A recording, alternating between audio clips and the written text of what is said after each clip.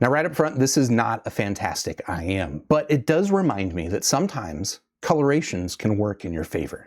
Hey folks, I'm Mark Ryan. This is Super Review, and today we're taking a look at this, which is a name that I don't entirely know how to pronounce. I've got it in the title. You can kind of make up your own mind. I'm interpreting it a lot like, you might interpret the symbol for the name Prince. Okay, it doesn't say Sonic Memory, but I'm going to pronounce this Sonic Memory. And the model number, it's almost worse. It's the SW500H. I'm looking at the box to remind myself of what it says, but that's what this IM is. It's a new hybrid IM, single dynamic driver, 4 balanced armatures, and a pretty competitive price of $73? Checking my notes, $73 US. It's a non number. I had to check my notes. But anyway, as I've kind of already alluded to, the tuning on this IM is a little bit unique. It's a little bit out there, but it does kind of remind me that, again, like having tuning that's not entirely neutral, not entirely going for tilted diffuse field sound signature, can sometimes give you some aspects to the sound that you might not get in a totally neutral sound signature. And does it work out? Well, that's what we're going to talk about here as we review this IM. Before we get to that, a quick shout out to Shenzhen Audio for sending in this IM for review. If you want to check out the SW500H or any other IM they've got, I'll of course have them linked in the description down below. But with that said, let us go to the table. We'll talk about what you get inside the box, which is also a little bit on the weird side. We'll talk about the build quality, fit and comfort, all that jazz, and then we'll talk about the sound. And I'll bring in another IM that I think is probably the #1 IM you should be comparing against basically any IM at this price range, which we'll talk about. But for now, let's talk about the box. Here's the box. There you go. See, I promise. It says something about a Sonic Memory, but that definitely doesn't say Sonic Memory. Anyway, we'll use our imaginations. But here's what you get inside the box. You get a picture of an anime character, which is kind of, I guess, required for IMs these days. Interesting choice. I'm going to move the IMs to the side real quick, and we'll just talk about the accessories. I'll show this first. You get a little accessory pouch, which is nice for holding all the tips and stuff like that, and ostensibly you could fit the IM in here, but you're going to have to wind it up pretty tight because, as you can see, this case is like just barely the size of my roadie wrap, and my roadie wrap is tighty. So, yeah, not entirely large enough for the IM, and it also won't provide much protection. But if you're just looking for a place to store all your accessories, including all the different ear tips and stuff, this thing works. And as far as the accessories you get, well, there's actually quite a bit in here. I'm going to start by talking about the ear tips because this is the most normal part. And I also like that they include 2 different styles of silicone ear tip. You might notice these are not the same type of ear tip. In fact, these are just the larges from both sets. They come in small, medium, and large for both sizes, or both styles, but they are completely different styles. So this is like kind of your more traditional coffee type ear tip, where it's got a wide bore, kind of a short flange, and yeah, generally is good for, I find, IMs that have kind of longer stems, which actually works out pretty well with this one. And then over here, this ear tip is, I would say, like a medium bore, and it's also a lot more conical. So even here on the large side, like sometimes when you get a large conical ear tip, it can still start to look a little bit more rounded like this one. But even in the large size, this one still looks pretty conical. So I think for me, when it came to fitting the SW500H. These ones definitely worked better because of the shape of the IM, but again, your mileage may vary, and it's always nice that they include a couple of different styles so you can figure it out for yourself. Move those over to the side. You get a little cleaning tool, which is nice. Usually you don't get these in sub $100 IMs, but there you go. You get that. Let me talk about this stuff then real quickly. You do also get replacement filters, which is interesting because there's actually 2 different styles of filters here. That's uncommon. Like, it's somewhat common to get an IM that has replacement filters, because these are basically just little stickers that, stick onto the nozzle of your IM, and sometimes they'll fall off. Like, that is just unfortunately a thing, or they'll get clogged up, and it's, nice to be able to replace them. But here you've actually got 2 different styles. These are kind of like more like something you would see in a lot of Tantrum and Moondrop IMs circa, I don't know, 3 or 4 years ago. And then this is another style that I don't know if that's intended to go on top of that, if you stack them, or maybe you could play around with tuning. In fact, you absolutely could play around with tuning. This style of filter right here will actually play around with the tuning of the IM. You can stack them multiple times if you want to play around with that kind of stuff. As you can see, I didn't. They're still fully on here. And then it comes with this tool, which is actually a SIM ejector tool. And my impression is that they included this so that you could manipulate the filters, but these are not Sims. So it's an interesting choice, but probably should do the trick. And then the last accessory I want to highlight for you is the one that is the weirdest for me, because I don't get this.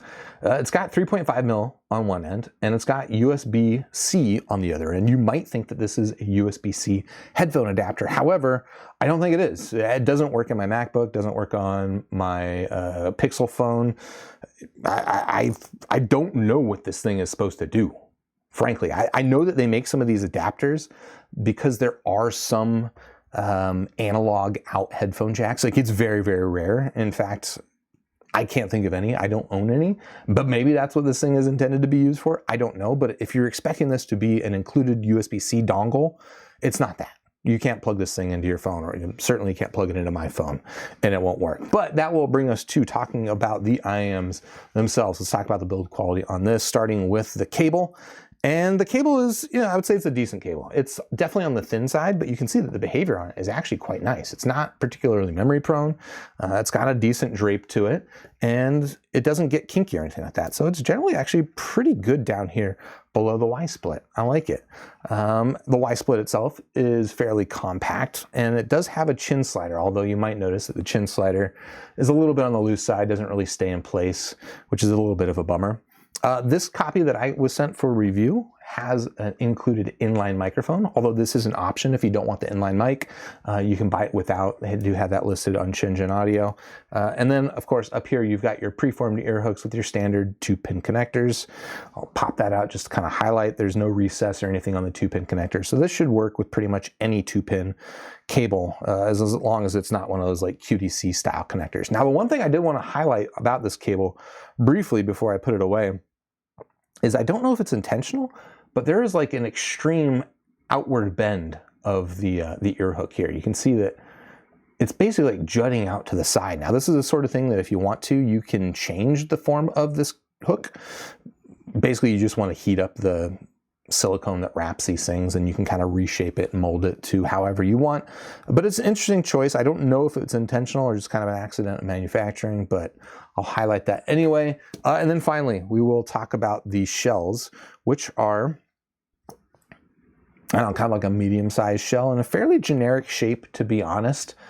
This is probably my least favorite part of the build quality on this IM, is this shell is just, it's lightweight, it's plastic, and I mean, I think this is probably a metal panel, metal of some sort here on the outside. And actually, interestingly, this nozzle they advertise is made out of legitimate wood. Apparently that has something to do with the sound characteristics. I can't say that it sounds woody, but despite the fact that it has a metal outer and a wood nozzle, this thing feels really lightweight and kind of cheap, to be honest. I will measure the nozzle here because we're looking at it up close. And I believe it was a little bit on the wide side. Oh, it's not too bad, about 5.8 millimeters.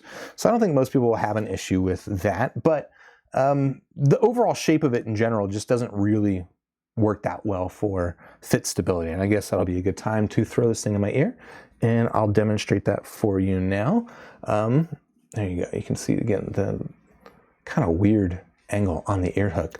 But yeah, the fit on this IM is frankly not fantastic. It's not uncomfortable. There's no sharp edges or anything like that, but just some combination of like the angle on the nozzle, the shape of the IM itself, I don't entirely know, but it just never really feels very stable in my ear. Again, it's comfortable enough. You can get it fit, you can get it sealed. Just don't expect it to be the most durable of seals. If you're into active sports, you're into MMA, probably will not stay in place. Sleeping, I feel like this is the type of IM that you're going to be fiddling a lot with when you're trying to sleep. So I don't know that I would recommend this shape and fit style for sleeping, at least not for my ear, but you know, everyone's got different ears. Okay, so that's all the physical form factor. Let me just check my notes, make sure I'm not missing anything that I wanted to talk about in terms of the build quality. But generally overall, it feels a little bit cheap, okay? It's $73. It is under $100, so I get that. It is not an expensive IM. So to some degree, that cheap feeling makes sense, but I would say nonetheless, especially versus like the other IM, like I mentioned, we're going to compare this one against. This one feels pretty cheap. Okay, one last thing I didn't mention is it does come in a couple of different colors. I think it comes in red and blue if you want that. Although I would say of the bunch, the silver, maybe the blue looks a little bit cool. But anyway, let's talk about a sound here on the Sonic Memory. And to do so, we're going to start with the frequency response graph, which is kind of the first hint of what I was talking about a little bit earlier, that this is a little colored in its tuning. Now, interestingly, if you look at their promotional material, they reference an HRTF-based neutral target. So they don't say diffuse field in their marketing. I don't know if diffuse field is like a copyrighted term or trademark term, but it sounds like they're trying to say that this is tuned kind of like a neutral diffuse field tilted sound signature. But what you can see here in the frequency response is it's not really hitting that. And I'll say that into my ear, it doesn't sound like it's hitting that. To me, based on the graph, it looks a little bit more Harmon-ish, right? It's got a bit of a bass boost down here. It's got a bit of a mid-range scoop. And then you've got some forwardness in the vocals. Where it deviates pretty significantly from Harmon is going to be in the treble region where, as you can see, Harmon is this lighter dotted line. There's quite a bit less of this presence region, this lower treble. And then even into the upper treble, I'll say the treble here on the SW500H is a little on the relaxed and rolled off side. So, well, actually, let me just highlight too here. This upper mid-range is noticeably forward. I wouldn't say it's like aggressively forward, but it's noticeably forward, and it contributes to the colorations of the sound. In fact, I would say the aspects of this tuning that if you change them with EQ are going to make the most like noticeable difference are going to be the treble extension, right? Again, it's pretty relaxed in the treble. And then this mid-range, we'll call it a boost between like 1 kilohertz to 4, let's call it like 3 kilohertz. That right here plays a pretty significant role in how this thing sounds, which I guess is when we'll get to my listening impressions. Overall, I would say it's a little bit weird, right? But my initial impression was I kind of liked it. I'll be honest, it has like kind of like this easy, open, mid-range forward sound signature that does a really good job of highlighting vocals. And I think it especially does a good job of highlighting like the texture and kind of like the micro contrast and little nuances in vocals. I like that. It's not strained, just kind of natural, open, and easy. The treble is definitely on the relaxed side. So if you're especially treble sensitive, I don't think you'll have an issue here, although the whole treble is pretty relaxed, so you still might end up with resonance peaks that stand out and don't get masked because the rest of the treble is a little bit on the relaxed side as well. But generally, I'll just say this: the treble I did not find fatiguing at all. It also doesn't necessarily lack for incisiveness, and I think that's kind of where I'm gonna kind of describe the coloration of this. I said it has some benefits to the coloration. Is it overall contributes to surprisingly decent imaging, right? It's got like a surprisingly decent amount of space between all of the sounds. There's like this contrast without it necessarily being like an aggressive V-shaped sound signature. It's got this, again, vocal presence, this forwardness, and this relaxed treble, and this bass boost, but then also a little bit of a mid-range dip that all in total sounds a little bit on the weird side, a little bit on the funky side, but it does have, decent spatial effects. So I like that. I would say that the treble extension on this thing, or the relaxed treble, maybe more to the point, it does have some downsides in terms of like timbre with hi-hats. Like high frequency percussion doesn't quite sound right. It sounds a little bit plasticky and a little bit just weird. It might not stand out that much to you. Like, you're not going to plug it in your ears and immediately think, whoa, that's weird. But if you're comparing it with something that's more neutral, it's going to sound a little bit strange. But yeah, really, the imaging is surprisingly decent. The bass has a decent kick to it. It's got a decent, thump without it being especially overpowering. It's just overall like a kind of weirdly colored sound signature that is surprisingly listenable. So the IM that I wanted to compare this to is an IM that is like the opposite. Well, not the opposite, but this is a very neutral tuned IM. This is the Truth Ear Hexa, if you're not familiar with this thing. It's been out for a couple of years, and frankly, I think this is still like the best sub $100 IM, kind of by far. I feel like it's not close. And this comparison just really highlights how stinking good the Hexa is. I think when you compare these things head to head, the Hexa just sounds more neutral. It sounds fuller. It's warmer. Timbre and everything just sounds normal, more normal. The high frequency percussion that I was talking about sounds more metallic. You hear more of that metallic zing to it, but it's not overly forward or aggressive in its treble presentation. If anything, I think that this thing is actually kind of relaxed, which is interesting because I feel like the Hexa has somewhat of a reputation for being bright, but I really just, I think that's people misreading squigs and like making themselves think that it's bright, because this is not a bright IEM. Maybe depending on insertion depth, it could be. But I would say that the differences between these two, apart from the tuning stuff, is that there's less contrast here in the sound signature on the Hexa. So the bass is like, it's got like a decent tactility to it, but I don't think it has the same kind of punch and kick that you get on the bass here on the SW500H. I have to keep turning my head sideways to read this box and remind myself of the name. But this still has like more kind of definition and incisiveness on the bass.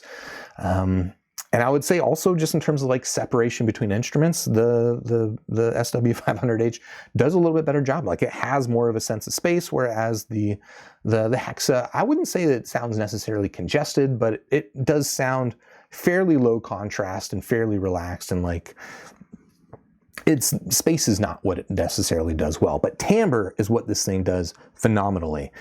And if you're like at all in doubt if frequency response is the reason why, well, I just played around with EQ on this thing, and I just corrected a couple of those small things that I was talking about when I was showing you the frequency response graph. Again, pull down that like 1K to 3 kilohertz just by, you know, 1.5 decibels, and then push up that lower mid-range dip, and just immediately the sonic memory, the Soncie Meory just sounds like so much more normal and natural. And turning that EQ on and off, like, you realize like how colored the sound signature really is, but then you also realize that some of those spatial effects are a result of those colorations. And so there's, you know, again, it's there's some trade-offs here. It's like a little bit of a double-edged sword to have colorations like this. Overall, which I guess is where we're going to lead to, I have to wrap this review up. Overall, this is a hard one. I think in terms of score, I'm going to have to give this thing just 2 stars.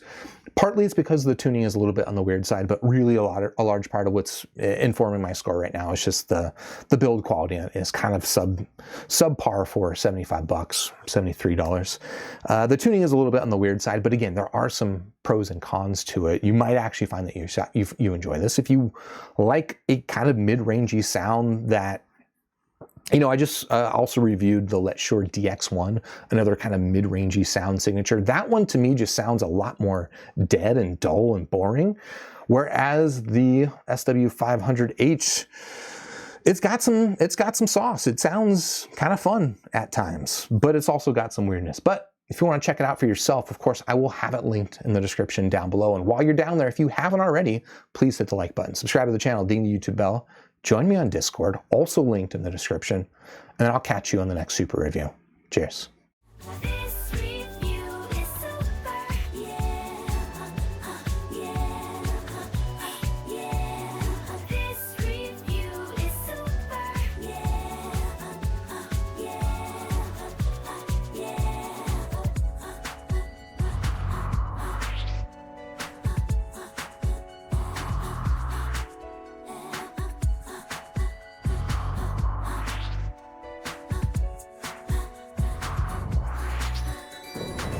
Joined with the force of reviews, we now have the tools to brave the misleading world of audio fools. Hey, this review is super, and so are you. Grab your headphones, sniff a graph, and share your thoughts in this pursuit.